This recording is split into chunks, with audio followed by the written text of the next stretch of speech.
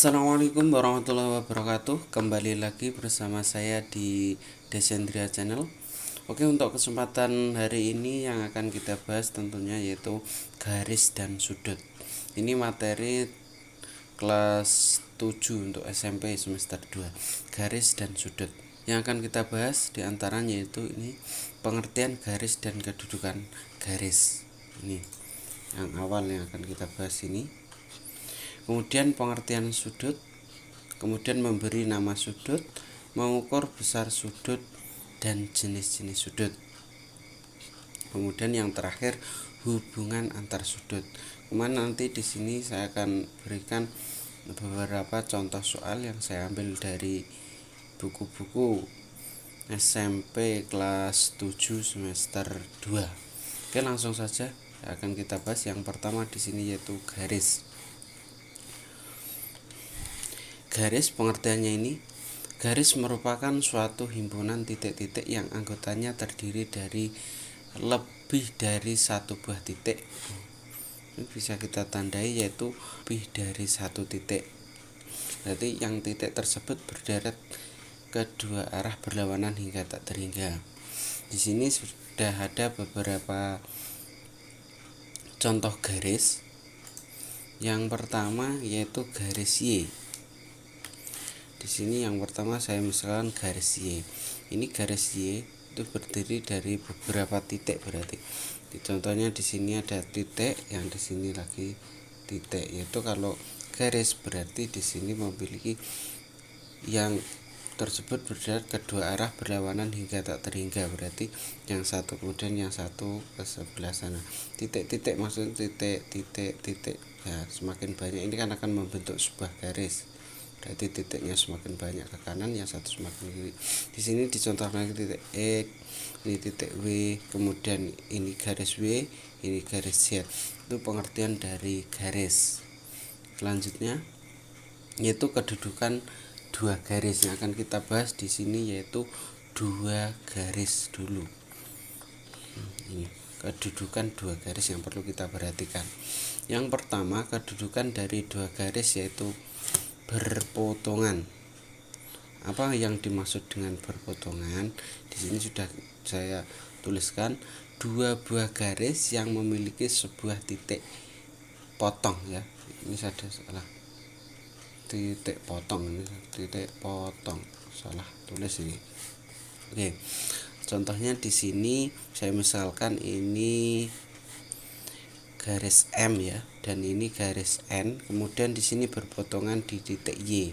Inilah yang dinamakan berpotongan, yaitu berpotongannya di sini ini disebut Y, itu berarti Y sama dengan titik potong.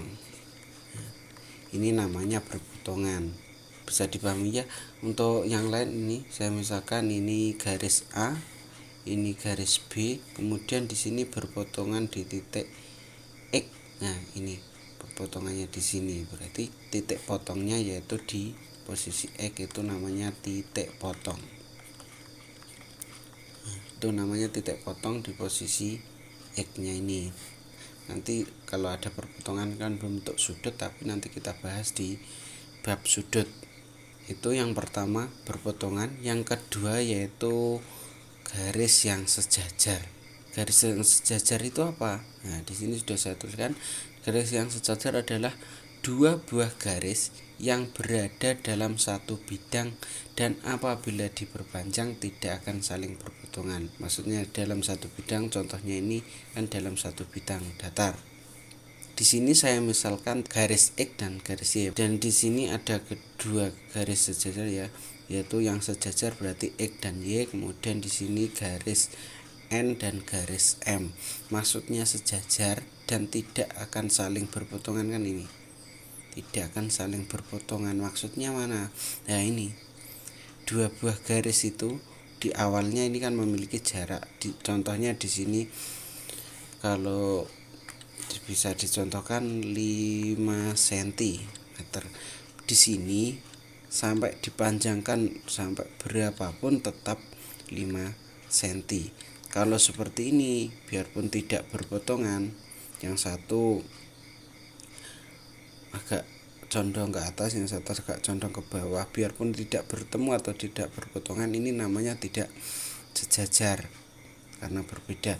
Nanti kalau ini diperpanjang lagi, ini juga diperpanjang, kan nanti akan ada pertemuan, berarti ini namanya bukan sejajar. Kalau sejajar ini di 5 cm, ini 5 cm, biarpun diperpanjang sampai berapapun itu tidak akan ada pertemuan. Itu yang namanya garis yang sejajar. Yang ini juga, ini garis yang sejajar, berarti jaraknya, contoh kalau di sini 10, ini juga jaraknya juga tetap 10, diperpanjang sampai berapapun tidak akan bertemu. Ini kalau lurus diperpanjang sampai dimanapun, ini tidak akan ada pertemuan dua garis itu yang dinamakan adalah garis sejajar. Kedudukan dua garis yang selanjutnya yaitu garis yang berimpit. Nah, ini garis yang berimpit. Berimpit itu bagaimana? Dua buah garis yang paling sedikit 2 titik potong, dan ini memiliki 2 titik potong atau 2 titik persekutuan yang sama ya. Ini kurang, berarti yang sama. Contohnya di sini nih. Ini saya misalkan yang merah adalah garis Y, kemudian yang X itu garis yang hitam, itu saya contohkan di sini X. Berimpit itu apa? Berimpit itu memiliki satu buah bidang gandeng, kalau istilah Jawanya itu bergandengan, itu namanya berhimpit. Di sini ini garis ini Y itu nempel, nah itu namanya berhimpit. Jadi nanti tidak akan berpisah. Kalau sejajar tadi kan tidak akan bertemu, berarti kalau yang berhimpit itu tidak akan berpisah itu kalau yang berhimpit. Kemudian yang selanjutnya yaitu garis yang bersilangan.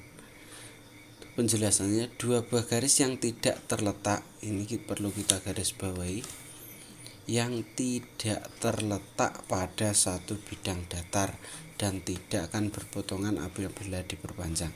Di sini saya misalkan ini yang sudah saya beri warna lain, yaitu garis CD CH dengan garis EG.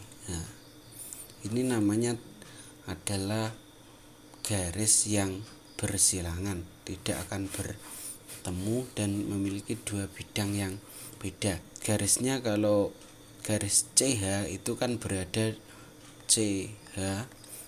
dalam bidang, ini bidangnya kan CDHG itu bidang yang bawah. Kemudian kalau garis EG itu kan berada pada bidang EGFH. Nah, di sini kan bidangnya sudah tidak sama. Selanjutnya di sini ada contoh soal. Perhatikan gambar berikut. Ini gambarnya adalah sebuah balok yang terdiri dari titik A, B, C, D, E, F, G, H. Ditanyakan kedudukan garis AC dan HG. Itu maksudnya apa? Kan tadi kedudukan garis itu ada 4 ya. Kedudukan garis itu ada 4. Yang pertama tadi berarti apa? Berpotongan. Sambil kita mengingat. Yang 2 yaitu sejajar. Yang ketiga berhimpit. Kemudian yang keempat bersilangan. Yang di sini yang pertama yang ditanyakan adalah garis AC dan garis GH.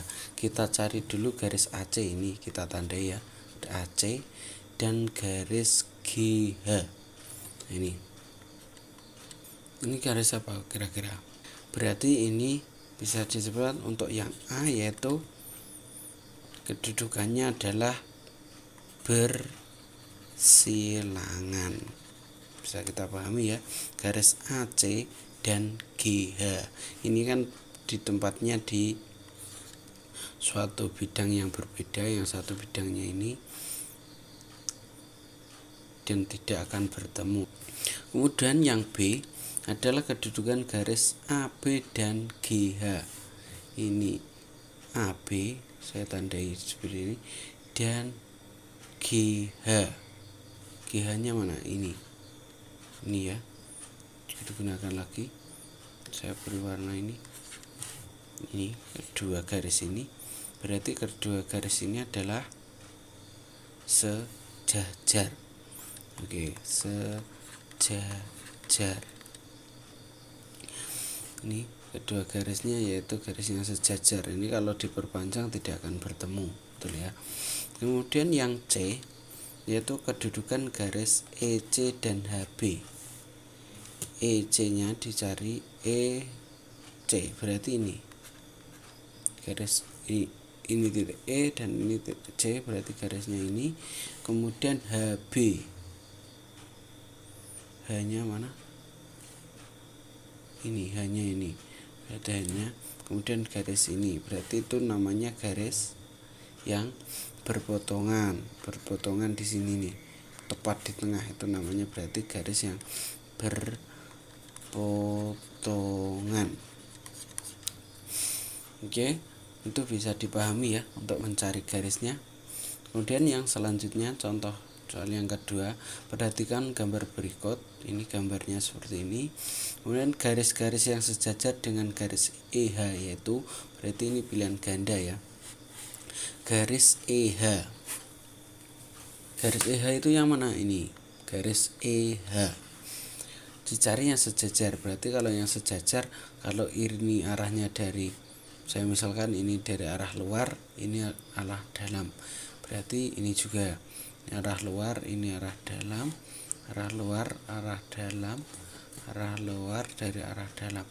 Berarti kalau garis EH itu sejajar dengan garis yang ini ya, berarti EH dan ini garisnya EH. Nah, berarti ini garisnya berarti sejajar dengan FG, BC dan AD. Berarti EH sejajar dengan FG, sejajar lagi dengan BC, sejajar lagi dengan AD. Berarti jawabannya FG, BC dan AD. FG, AD dan BC ini cuma terbalik, berarti jawabannya adalah C.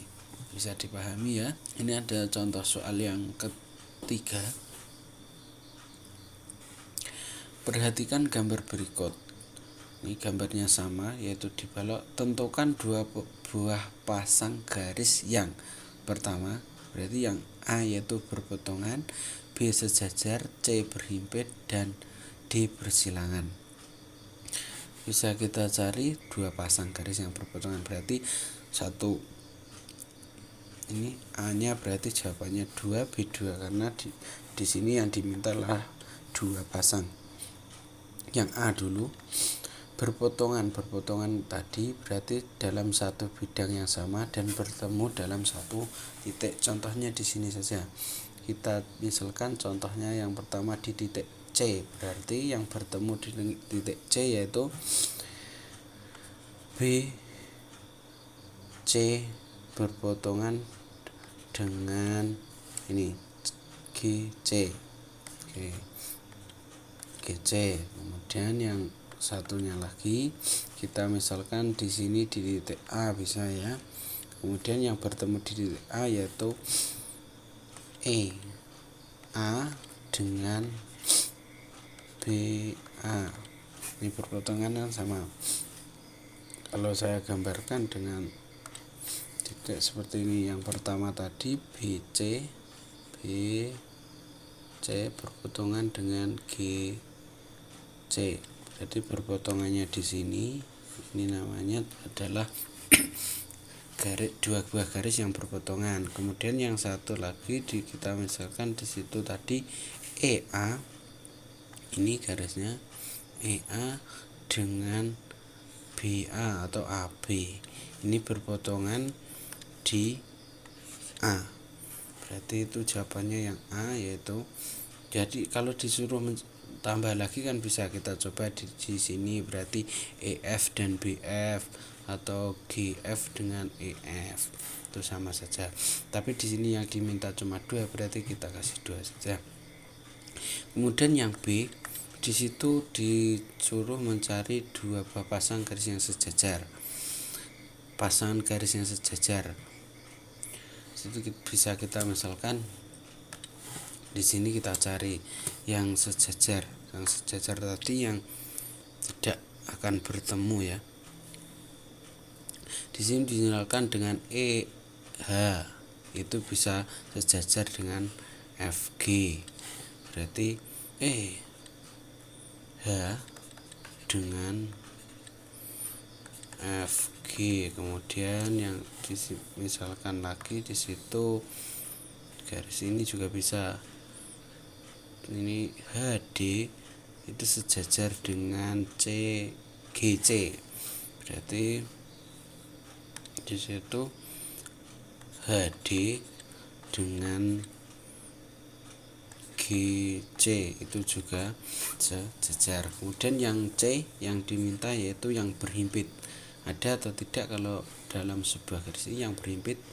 Tidak ada ya. Berarti yang berhimpit yang C adalah 0 atau tidak ada yang berhimpit. Kemudian kita cari yang D, yaitu bersilangan. Jadi bersilangan tadi tidak bertemu pada 2 buah bidang.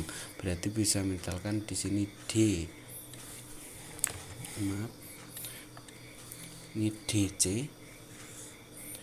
DC itu bersilangan dengan ini. Bisa. Berarti garis DC dengan garis EH. Kenapa kok bersilangan? Di sini kan bidangnya ini. DC itu berada dalam bidang yang ini. DCGH bidangnya itu. Kemudian garisnya adalah DC. Kemudian kalau yang EH itu bisa di dalam garis E, bidang EF, GH itu kan bidang. Kemudian satu lagi karena diminta 2 ya, berarti bisa kita coba ini garis AB dengan garis FG. Nah, berarti itu A B dengan garis FG itu juga bersilangan. Oke, untuk garis mungkin itu saja contohnya. Nanti adik-adik bisa belajar mencoba soal-soal yang lain, mungkin di bukunya banyak, di buku pelajarannya. Selanjutnya kita akan membahas tentang sudut, tapi kita bahas pada video yang akan datang saja karena ini sudah lumayan banyak, bisa dipelajari dulu.